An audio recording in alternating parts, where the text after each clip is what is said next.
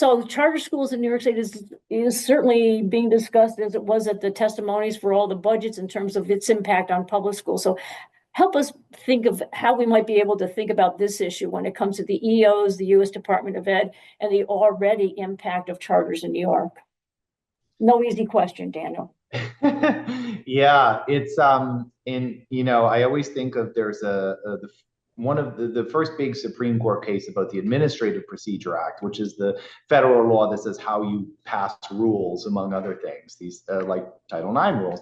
And Justice Frankfurter said that, in enacting this, Congress enacted a mood, and the mood was reining in agencies, holding them to a higher procedural standard. And but mood is a good descriptor for all these executive orders too. So that's the mood of the charter school one, is that yes, charters, let the money flow. We want to freely encourage charters to be there and get it and develop. But in New York, we have a comprehensive charter school act.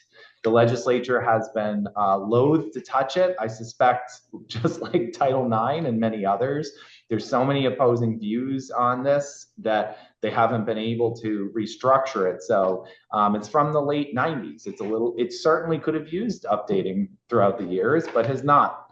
But the chart, one of the things that does is set a cap on the number of charters in the state. You may recall from the last budget session, there was disputes about whether they could reopen what are called zombie charters. And that was approved last year, so that a few new ones are going to begin operation. All or most are downstate near New York City.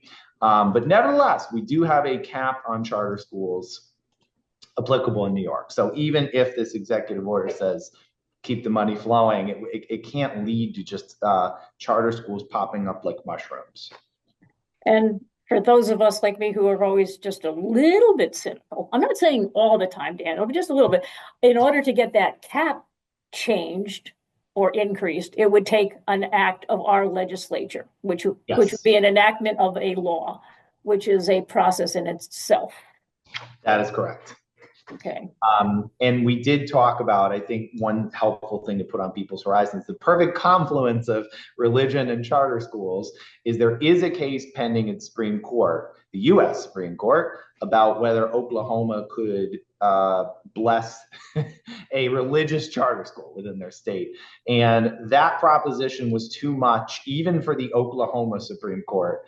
But stay tuned as to what that means or what the Supreme Court says on that.